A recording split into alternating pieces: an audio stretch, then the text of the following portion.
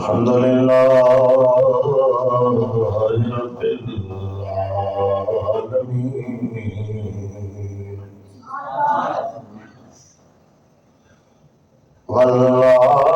والعاقبة للمتقين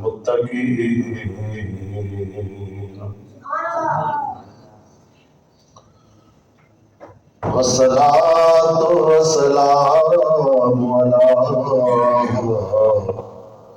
سید الانبیاء والمرسلین وعلى آلہ واصحابہ اجمعین اما بعد فاعوذ باللہ من الشیطان الرجیم بسم اللہ الرحمن الرحیم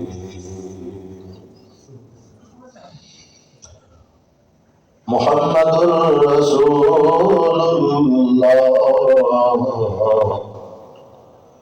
والذین معه أشداء على الكفار رحماء بینہم تراہم رکعا سجدا صدق اللہ مولانا العظیم وصدق رسولہ النبی الکریم ان اللہ وملائکتہ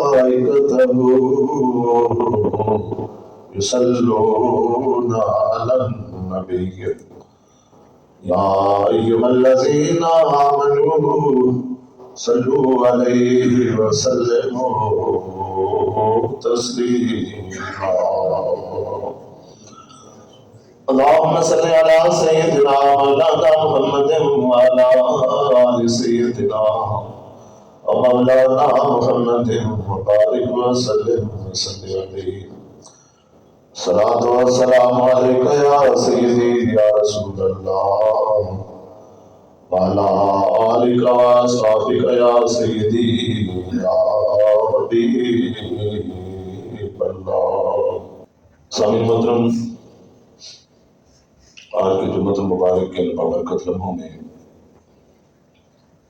جس موضوع پر بیان کا ارادہ ہے وہ ہے حضرت ابوبکر صدیق کی خلافت و امامت۔ اللہ تبارک و تعالی سے دعا ہے مولا کائنات مجھے آپ کو ہم سب کو جو کچھ سنے اسے یاد رکھنے اور دین کے اس پیغام کو اور قرآن و حدیث سے لیے گئے اس عقیدے کو آگے بھی پھیلانے کی توفیق عطا فرمائے۔ حضرات نے کہا جس آیت مقدسہ کو آپ کے سامنے تلاوت کرنے کا شرف حاصل کیا، محمد الرسول اللہ، محمد اللہ کے رسول ہیں، اور اگلا جو آیت کا حصہ ہے اس سے متعلق حضرت امام جعفر صادق رضی اللہ تعالیٰ عنہ فرماتے ہیں، آیت کے اس اگلے حصے کی تفسیر بیان کرتے ہوئے فرماتے ہیں کہ والذین معہ، اس سے مراد حضرت ابوبکر صدیق ہیں۔ اشداء علی الکفار، آیت کے اس حصے سے مراد حضرت عمر فاروق رضی اللہ تعالیٰ عنہ ہے۔ رحماء بینہم سے مراد حضرت عثمان غنی ہے۔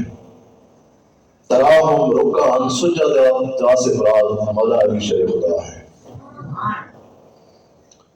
اہل بیت کے جو 12 امام ہیں ان اماموں میں سے یہ بھی امام ہیں حضرت امام جعفر صادق رضی اللہ تعالیٰ عنہ، جو اس آیت مقدسہ کے الفاظ کی تفسیر جو ہے اپنے الفاظ میں بیان کرتے ہیں۔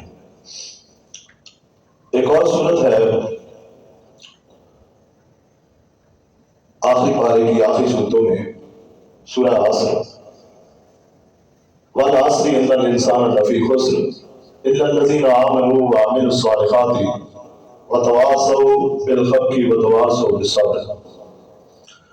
حضرت ابی بن کعب رضی اللہ تعالیٰ عنہ فرماتے ہیں کہ میں نے سرکار دو عالم صلی اللہ علیہ وآلہ وسلم سے اس سورت کی ان آیات کی تفسیر جو ہے وہ پوچھی، تو حضور علیہ تحیت والسلام نے فرمایا کہ اس سورت میں والعصر سے مراد یہ ہے کہ اللہ تبارک و تعالیٰ نے دن کے آخری حصے کی قسم ارشاد فرمائی ہے والعصر کہہ کر۔ ان الانسان لفی خسر سے مراد عمر بن ہشام یعنی ابو جہل ہے، اور ان الذین آمنوا سے مراد حضرت ابوبکر صدیق کی ذات ہے، وعملوا الصالحات سے مراد حضرت عمر فاروق کی ذات ہے، وتواصوا بالحق سے مراد حضرت عثمان غنی کی ذات ہے، اور وتواصوا بالصبر سے مراد سیدنا علی المرتضیٰ کی ذات ہے۔ تو ان دونوں مقامات پر جہاں سے میں نے قرآن پاک پڑھا، آپ نے اگر توجہ سے سنا تو حضور علیہ تحیت والسلام کے جو خلفاء ہیں ان خلفاء کی عظمت اور شان کو رب ذوالجلال نے قرآن کے اندر بیان فرمایا ہے، اور دونوں جگہ پر آپ نے دیکھا ہے کہ سب سے پہلا نام کس کا ہے؟ حضرت ابوبکر صدیق کا، پھر حضرت عمر فاروق کا نمبر، پھر تیسرا حضرت عثمان غنی کا، اور چوتھا سیدنا علی المرتضیٰ کا۔ تو خلفائے راشدین کی یہ ترتیب جو ہے ہمیں قرآن آیات سے بھی پتہ چلتی ہے کہ ترتیب کیا ہے۔ تو اسی جس حوالے سے ترتیب ہے، اسی ترتیب کے حساب سے ہی ہم افضلیت کی بھی قائل ہیں۔ سب سے پہلا نام جو ہے حضرت ابوبکر صدیق کا ہے، تو سب سے پہلے صحابہ کرام میں فضیلت بھی کس کی ہے؟ حضرت ابوبکر صدیق کی ہے۔ پھر صحابہ میں دوسرے نمبر پر فضیلت والے کون ہیں؟ حضرت عمر فاروق رضی اللہ تعالیٰ عنہ، تیسرا نمبر حضرت عثمان غنی کا، اور چوتھے نمبر پر سیدنا علی المرتضیٰ رضی اللہ تعالیٰ عنہ ہے۔ حضرات کا حضرت ابوبکر صدیق رضی اللہ تعالیٰ عنہ کی خلافت کے حوالے سے، امامت کے حوالے سے بھی بات ہوگی، اور آپ کی ذات کے مختلف پہلوؤں پر پچھلے 2 جمعوں پر بھی بیان ہو چکا ہے، اور کچھ درس جو ہے ان کی بھی ریکارڈنگ ہو چکی ہے اس موضوع کے اوپر، آپ کی فضیلت پر، آپ کے مرتبے اور مقام اور عظمت و شان پر۔ ایک چیز میں بیان کرنا چاہتا ہوں کہ یہ جنگ تبوک کا موقع ہے، آپ کی سخاوت کے حوالے سے بات جو ہے پچھلے 2 جمعوں پر نہیں ہوئی، تو یہ ایک فضیلت بیان کر کے پھر میں آتا ہوں اپنے اس موضوع کی طرف کہ جو آج کے جمعے کا موضوع ہے آپ کی امامت و خلافت کے حوالے سے۔ جنگ تبوک کا موقع ہے، اور حضرت عمر فاروق رضی اللہ تعالیٰ عنہ آپ فرماتے ہیں کہ اللہ کے نبی نے جب یہ اعلان کیا کہ ہر آدمی اپنی اپنی استطاعت توفیق کے مطابق مال لے کر آئے، اسلام کی سربلندی اور سرفرازی کے لیے اپنی اپنی استطاعت توفیق کے مطابق مال لے کر آؤ، حضرت عمر فاروق فرماتے ہیں اتفاق سے ان دنوں میرے پاس پیسہ کافی تھا، درہم و دینار جو ہے وہ کافی تھے، اور میں دل میں یہ کہنے لگا، سوچنے لگا کہ ہر موقع پر حضرت ابوبکر صدیق ہم سب کے سب سے سبقت لے جاتے ہیں، آگے بڑھ جاتے ہیں ہر نیک کام میں، اس دفعہ میں حضرت ابوبکر صدیق کو اپنے سے آگے نہیں بڑھنے دوں گا۔ چنانچہ میں گھر گیا اور گھر سے آدھا مال لے کر حضور علیہ تحیت والسلام کی بارگاہ میں پیش کر دیا۔ حضور علیہ تحیت والسلام نے پوچھا کیا عمر گھر والوں کے لیے کیا چھوڑا ہے؟ تو حضرت عمر کہتے ہیں کہ میں نے عرض کی کہ اسی کے مثل گھر والوں کے لیے چھوڑ کر آیا ہوں یا رسول اللہ صلی اللہ علیہ وسلم، یعنی جتنا مال میں نے آپ کی بارگاہ میں پیش کیا اسی کی مثل گھر والوں کے لیے چھوڑ کر آیا، آدھا لے آیا ہوں، آدھا گھر والوں کے لیے چھوڑ آیا ہوں۔ چند لمحے گزرے، تھوڑی دیر کے بعد حضرت ابوبکر صدیق رضی اللہ تعالیٰ عنہ حضور علیہ تحیت والسلام کی بارگاہ خیر نام میں اپنے گھر کا سارا ساز و سامان مال اٹھا کر حضور کی بارگاہ میں پیش کر دیتے ہیں۔ حضور علیہ تحیت والسلام نے آپ سے بھی پوچھا کہ ابوبکر گھر والوں کے لیے کیا چھوڑ کر آئے ہو؟ تو حضرت ابوبکر صدیق رضی اللہ تعالیٰ عنہ نے جواب دیا کہ اللہ کی محبوب گھر والوں کے لیے اللہ اور اس کے رسول کو چھوڑ آیا ہوں۔ پروانے کو چراغ اور بلبل کو پھول بس، صدیق کے لیے خدا اور اس کا رسول بس، میرے گھر والوں کے لیے اللہ اور اس کا رسول کافی ہے، اللہ اور اس کا رسول کا نام کافی ہے، میں اللہ اور اس کے رسول کے نام کو، اللہ اور اس کے رسول کو اپنے گھر والوں کے لیے چھوڑ کے آ گیا ہوں۔ تو اللہ نے کہا حضرت عمر فاروق رضی اللہ تعالیٰ عنہ آپ کہتے ہیں کہ میں اس مقام پر سوچنے لگا کہ ہم لوگ ابو بکر صدیق سے کسی معاملے میں بھی آگے نہیں بڑھ سکتے، نیکی کے خیر کے کسی معاملے میں بھی ہم حضرت ابو بکر صدیق سے آگے نہیں بڑھ سکتے۔ اور جب آپ اپنے گھر کا مال جمع کر رہے تھے تو کتابوں کے اندر یہ بھی آتا ہے کہ آپ نے جھاڑو لیا اور جھاڑو لے کر دیواروں کے اوپر پھیر رہے تھے۔ تو گھر کی خواتین نے کہا کہ جھاڑو تو نیچے پھیرا جاتا ہے، آپ دیوار کے اوپر کیوں پھیر رہے ہیں؟ تو آپ نے فرمایا کہ اس لیے پھیر رہا ہوں کہ تم عورتوں کی عادت ہوتی ہے کہ کپڑا وغیرہ سینے کے بعد سوئی دیوار کے اندر چبھو دیتی ہو، تو میں آج اللہ کے رسول نے کہا ہے کہ آپ نے اپنی استطاعت توفیق کے مطابق مال لے کر آؤ، تو میں چاہتا ہوں کہ میں اس اہتمام سے گھر کا سارا سامان اٹھا کر حضور کی بارگاہ میں پیش کر دوں کہ میرے گھر کے اندر سینے والی سوئی بھی جو ہے وہ بھی باقی نہ رہے۔ تو یہ جذبہ جو ہے اللہ کی راہ میں خرچ کرنے کا اور اللہ اور اس کے رسول کی محبت میں اپنا تن من دھن سب کچھ قربان کرنے کا جذبہ دوستوں صحابہ کرام میں اگر ہمیں نظر آتا ہے تو وہ حضرت ابوبکر صدیق رضی اللہ تعالیٰ کی ذات میں نظر آتا ہے۔ آپ کی امامت اور خلافت کے حوالے سے میں عرض کرتے چلوں، حضور علیہ السلام بیمار ہیں اور بیماری جب آپ کی زیادہ شدت اختیار کر گئی، دورے پر رہے تھے آپ کو وقفے سے، جب سرکار ہوش میں آئے تو صحابہ کرام پاس جو لوگ موجود تھے ان سے پوچھا کیا صحابہ کرام نے نماز پڑھ لی ہے؟ تو عرض کی یا رسول اللہ صلی اللہ علیہ وسلم نہیں پڑھی، آپ کا انتظار کر رہے ہیں۔ تو حضور علیہ السلام نے فرمایا ابو قحافہ کے بیٹے ابو بکر کو کہو کہ لوگوں کو نماز پڑھائے۔ تو حضرت ابو بکر صدیق رضی اللہ تعالیٰ عنہ نے نماز پڑھائی، اور کم و بیش کتابوں کے اندر آتا ہے، ایک کتاب کے اندر میں نے پڑھا ہے کہ 15 نمازیں حضور علیہ السلام نے اپنی ظاہری حیات میں حضرت ابو بکر صدیق کے پیچھے پڑھی ہے، اور ایک دوسری کتاب میں پڑھا ہے کہ 17 نمازیں حضرت ابو بکر صدیق کے پیچھے سرکار دو عالم صلی اللہ علیہ وسلم نے پڑھی ہیں۔ تو ان 15 یا 17 نمازوں میں سے ایک دفعہ ایک موقع ایسا بھی آیا کہ حضرت ابو بکر صدیق کسی وجہ سے لیٹ ہو گئے، تو تمام صحابہ کرام نے اتفاق کی رائے سے حضرت عمر فاروق کو مصلی رسول پر کھڑا کر دیا اور کہا کہ ابو بکر نہیں ہے، وہ کسی وجہ سے لیٹ ہیں، تو آپ نماز پڑھائیں۔ تو حضرات کی بات جیسے ہی حضرت عمر فاروق آگے مصلی پر کھڑے ہوئے تو آپ نے جیسے ہی تکبیر کہی، حضور علیہ السلام نے اپنے حجرہ مبارک سے بلند آواز سے آپ نے حضرت عمر فاروق کی آواز کو پہچان لیا اور حجرے سے 3 مرتبہ کہا لا لا لا، یعنی نہیں نہیں نہیں۔ ابو بکر کی موجودگی میں کسی کے لیے جائز نہیں ہے کہ وہ مصلی امامت کے اوپر کھڑا ہوگا، امامت کرائے۔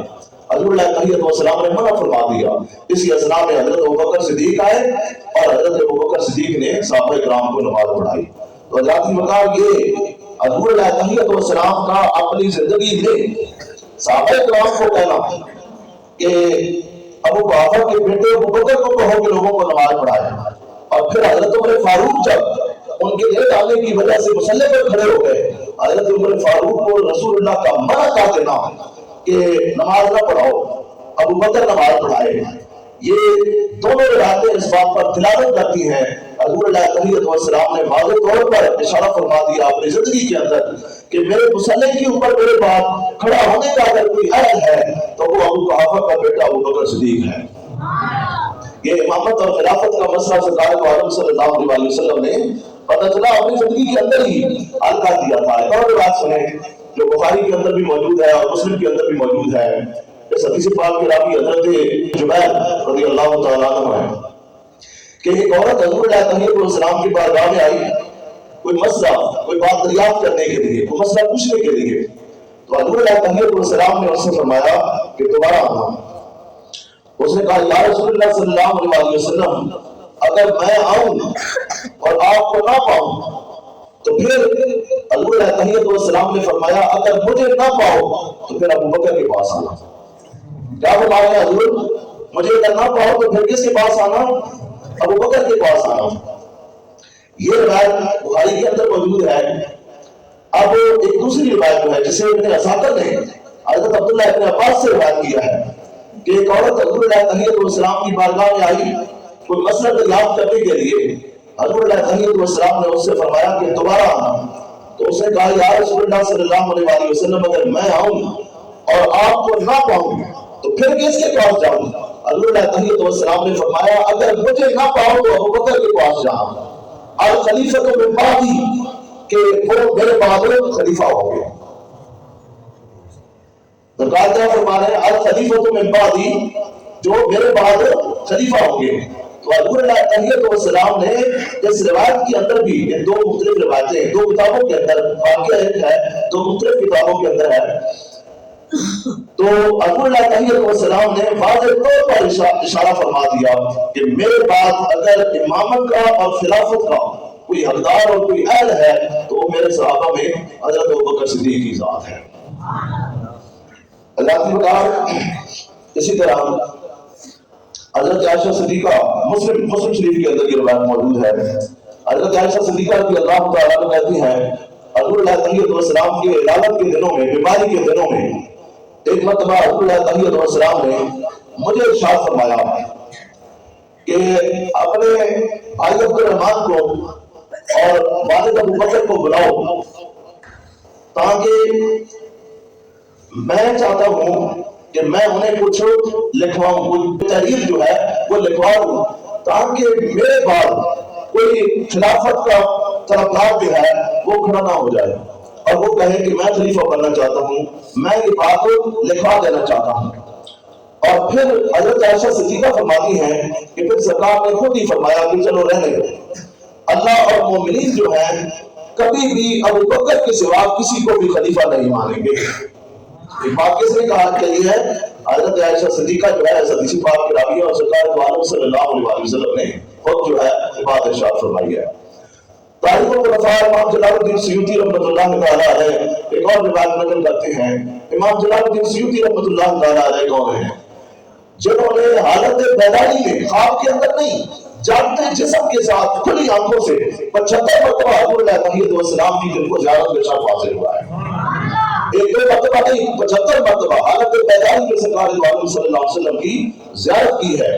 آپ جو ہے دوسری روایت حضرت عائشہ صدیقہ سے اپنی کتاب تاریخ الخلفاء کے اندر نقل کرتے ہیں، لکھتے ہیں، فرماتے ہیں کہ حضرت عائشہ صدیقہ کہتی ہیں کہ حضور کی بیماری کے ایام تھے، سرکار دو عالم صلی اللہ علیہ وسلم نے مجھے فرمایا کہ اپنے بھائی عبد الرحمان کو بلاؤ، میں ابو بکر کے بارے میں انہیں کچھ دستاویز لکھ کر دینا چاہتا ہوں، کوئی تحریر لکھ کر دینا چاہتا ہوں، تاکہ لوگ میرے بعد جو ہے ان سے خلافت کے معاملے میں جھگڑا نہ کریں، اختلاف نہ کریں۔ پھر سرکار دو عالم صلی اللہ علیہ وسلم نے خود ہی فرمایا رہنے دو، فرمایا رہنے دو کہ اللہ اور جو مومنین ہیں صحابہ کرام ہیں وہ مجھے امید ہے، یقین ہے کہ وہ خلافت کے معاملے میں ابو بکر سے اختلاف نہیں کریں گے۔ یہ کہہ کے پھر آپ نے خود ہی منع فرما دیا۔ یہ بات تاریخ الخلفاء کے اندر امام جلال الدین سیوطی رحمۃ اللہ تعالیٰ علیہ نے لکھی ہے۔ تو جناب کی بات حضرت ابوبکر صدیق کی خلافت کے اوپر جو ہے کسی قسم کا شک و شبہ جو ہے وہ نہیں ہونا چاہیے۔ یہ فیصلے تو سرکار دو عالم صلی اللہ علیہ وسلم خود اپنی حیات مبارکہ میں کر کے گئے ہیں، اور واضح طور پر اشارتاً عنایتاً بہت ساری ایسی احادیث مبارکہ ہیں۔ میں نے پچھلے جمعہ بھی آپ کو بتایا تھا 181 احادیث ایسی ہیں جن میں انفرادی طور پر سرکار دو عالم صلی اللہ علیہ وسلم نے حضرت ابوبکر صدیق کی عظمت و شان کو، مرتبے اور مقام کو جو ہے وہ بیان فرمایا ہے۔ تو یہاں پر میں ایک اور چیز کو بھی جو ہے بیان کرتے چلوں۔ حضرت عمر فاروق رضی اللہ تعالیٰ عنہ کے دور حکومت میں ایک شخص نے کہا کہ عمر جو ہے وہ ابوبکر سے افضل ہے۔ یہ بات حضرت عمر فاروق رضی اللہ تعالیٰ عنہ نے سنی اور دوسرے روز لوگوں کو جمع ہونے کا حکم دیا، لوگوں کو جمع کیا اور لوگوں کو جمع کر کے کہا کہ سنو لوگوں، تم میں سے کسی شخص نے کہا ہے کہ عمر ابوبکر سے افضل ہے، سن لو ابوبکر کی رائے سور والی ایک رات جو ہے عمر اور عمر کے سارے خاندان کے اوپر بھاری ہے۔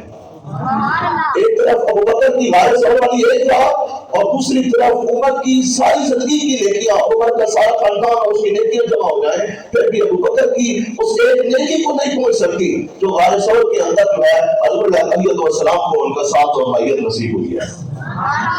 رات بکار وارثوں کے حوالے سے بھی میں اختصار عرض کرتا چلوں، جب حضور علیہ السلام اور حضرت ابوبکر صدیق غار ثور کے منہ کے اوپر دانے کے اوپر پہنچے تو حضرت ابوبکر صدیق رضی اللہ تعالیٰ عنہ نے اس حوالے سے بھی آپ کو بتانا چلوں، حضرت ابوبکر صدیق کے عشق و محبت کا اندازہ آپ کو تعمیر ہو جائے کہ کس قدر آپ سرکار سے محبت کرتے تھے۔ تو حضرت ابوبکر صدیق نے کہا یا رسول اللہ آپ باہر کھڑے ہو، میں پہلے اندر داخل ہوتا ہوں غار کے اندر تاکہ اندر کا غار کا اندر سے جو ہے اچھے طریقے سے جائزہ لوں، اور میں اچھے طریقے سے جب صفائی وغیرہ سب کر چکوں تو پھر آپ نے اندر آنا ہے۔ آپ غار کے اندر داخل ہوئے، غار کی اچھی طریقے سے صفائی کی، غار کے اندر مختلف سوراخ تھے اور آپ کو اندیشہ لاحق ہوا کہ کسی سوراخ سے سانپ وغیرہ کو موذی جانور بھی نکل کے سرکار عالم صلی اللہ علیہ وسلم کو نقصان پہنچا سکتا ہے۔ تو دو مختلف روایتیں ہیں، ایک یہ کہ آپ نے اپنی چادر کو پھاڑا، اس کے مختلف حصے کیے، ٹکڑے کیے اور مختلف سوراخوں کے اندر وہ چادر جو ہے اس کے ٹکڑے دے دیے، اور ایک روایت کے اندر یہ ہے کہ آپ نے اپنی قمیص پھاڑی، کتا پھاڑ کر اس کے مختلف ٹکڑے کر کے اس غاروں کے اندر دے دیے، اور ایک بڑا غار جو ہے، ایک بڑا سوراخ جو ہے مختلف سوراخوں میں دے دیے، ایک بڑا جو سوراخ تھا اس کے اندر چادر وغیرہ کو کپڑا نہیں بچا تو آپ نے اپنی ایڑی رکھ دی، اور ایڑی رکھنے کے بعد پھر سرکار عالم صلی اللہ علیہ وسلم سے عرض کی یا رسول اللہ اب آپ غار کے اندر تشریف لے آئیں۔ حضور اندر داخل ہوئے اور حضرت ابوبکر صدیق کی گود میں سر رکھ کر آپ جو ہے آرام کرنے لگے، تو اسی اثناء میں وہ جو سوراخ تھا غار کا جس کے اوپر آپ نے ایڑی رکھی ہوئی تھی، اندر سانپ تھا، اور سانپ نے حضرت ابوبکر صدیق کی ایڑی کے اوپر ڈنگ مارا۔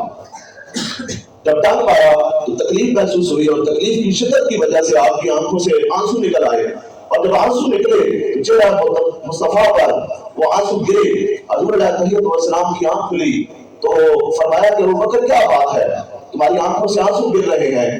عرض کی یا رسول اللہ صلی اللہ علیہ وسلم سانپ نے ڈنگ مارا ہے اور اس تکلیف کی شدت کی وجہ سے میری آنکھوں سے آنسو نکل آئے۔ تو حضور علیہ السلام نے فرمایا کہ اگر سانپ نے ڈنگ مارا ہے تو شفا دینے والے کا سر بھی تمہاری گود کے اندر موجود ہے۔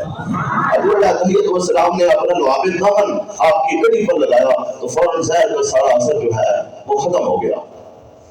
تو ایک روایت کے اندر، ایک کتاب کے اندر میں نے پڑھا کہ حضرت ابوبکر صدیق کو جب سانپ نے ڈنگ مارا تو آپ نے پوچھا کہ تو کون ہے؟ تو اللہ تبارک و تعالیٰ نے سانپ کو جو ہے وہ زبان عطا کی، قوت گویائی عطا کی، تو اس نے کہا کہ میں مارے بار ہوں۔ مار کس کو کہتے ہیں؟ سانپ کو۔ میں مارے بار ہوں۔ تو حضرت ابوبکر صدیق نے جواباً کہا کہ اگر تو مارے بار ہے تو میں یارے بار ہوں، میں یارے بار ہوں، میں بھی پاؤں کو پیچھے نہیں ہٹاؤں گا اور تجھے آگے نہیں بڑھنے دوں گا۔ اور ذاتی بکار اس سے صوفیاء ایک اور نقطہ جو ہے وہ بیان کرتے ہیں، وہ کہتے ہیں کہ سانپ نے حضرت ابوبکر صدیق کو ڈنگ نہیں مارا، سانپ نے حضور علیہ السلام کے غلام یار بار کے قدموں کے اوپر، ایڑی کے اوپر بوسہ دیا ہے۔ اور صوفیاء یہ نقطہ بیان کرتے ہیں کہ جو بھی حضور علیہ السلام تک پہنچنا چاہتا ہے اسے پہلے ابوبکر صدیق کے قدم چومنا پڑے گا۔ اور پھر حضور علیہ السلام نے اس سانپ سے کہا کہ تو نے میرے یار بار کو ڈنگ مارا ہے۔ سانپ نے عرض کی یا رسول اللہ صلی اللہ علیہ وسلم برسوں پہلے میں نے سنا تھا کہ آپ اس غار کے اندر تشریف لائیں گے، کتنے سالوں سے میں اس وقت سے آپ تک انتظار کر رہا تھا کہ آپ تشریف لائیں گے اور میں آپ کی زیارت کروں گا۔ اب وہ زیارت کے لمحے آئے تو آپ کی یار بار نے سوراخ کی آگے ایڑی رکھ دی، تو یہ رکاوٹ بات رہی تھی ایک ایڑی میرے آپ کے چہرے کی دیدار کرنے اور زیارت کرنے کو، اس لیے جو ہے میں نے ڈنگ مارا ہے۔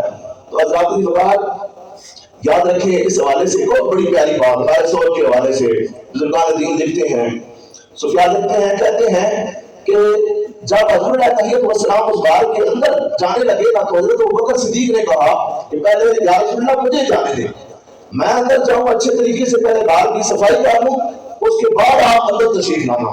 تو صوفیاء کہتے ہیں کہ جو آج بھی اپنے دل کے اندر نبی کو داخل کرنا چاہتا ہے اسے چاہیے کہ پہلے اپنے دل کے اندر صدیق اکبر کو داخل کرے. جب دل کے اندر صدیق اکبر آ جائیں گے، دل کی اچھے طریقے سے صفائی ہو جائے گی، تو اس کے بعد اسی دل کے اندر مصطفیٰ بھی آ جائیں گے. اور جب حضور اور صدیق اکبر غار کے اندر داخل ہوئے تو پیچھے کفار بھی آپ کو تلاش کرتے کرتے پہنچ گئے. اس غار کے آنے پر اس پہاڑی کے اوپر کھڑے ہو کر جو ہے سوچ رہے تھے کہ اس غار کے اندر تو نہیں داخل ہو سکتے، کیونکہ پیر مکڑی نے جالا جو ہے وہ بن دیا تھا. اور کبوتروں کے ایک جوڑے نے وہاں گھونسلہ بنایا. آنن فانن یہ سب کچھ ہوا. کبوتروں کے جوڑے نے وہاں پر گھونسلہ بنایا اور کبوتری کے انڈے بھی دے دیے.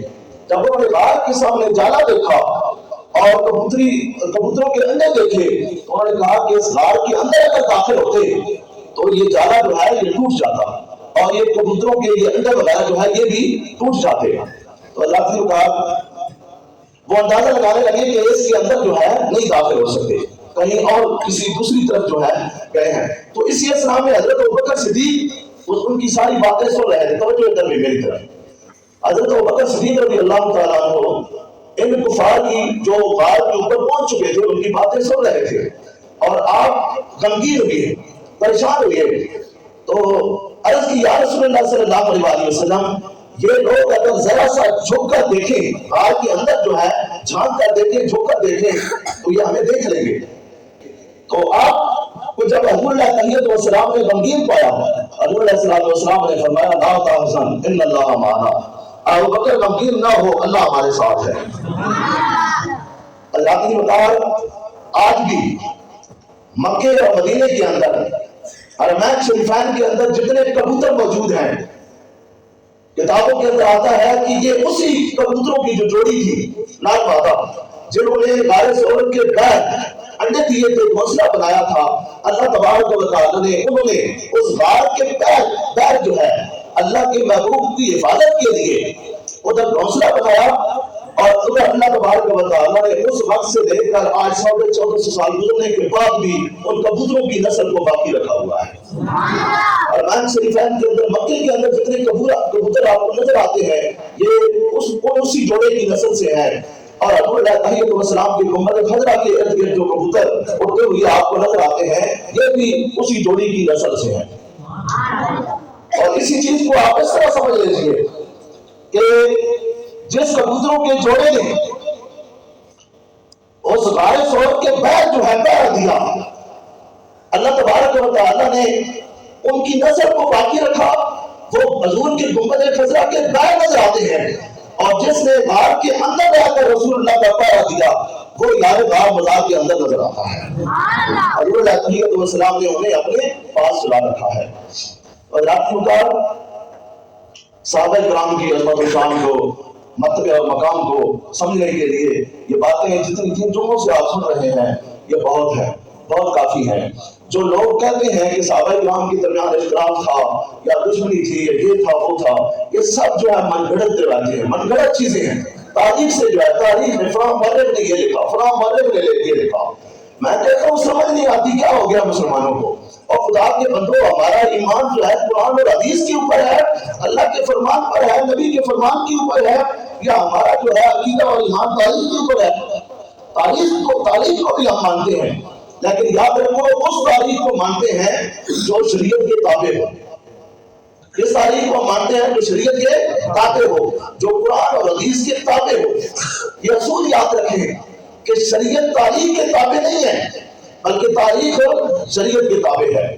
ہم ہر اس تاریخ کو اور تاریخی بات کو جو قرآن اور حدیث سے متصادم ہو، جو قرآن اور حدیث کو ٹھکرائے، جو ہر وہ تاریخ جو قرآن اور حدیث کو جھٹلائے، ہر وہ تاریخ جو خلفائے راشدین، صحابہ کرام، اہل بیت اطہار اور ازواج مطہرات کا گستاخ اور بے ادب بنائے، ایسی ہر ہم اس تاریخ کو اٹھا کر دیوار سے مار دیں گے.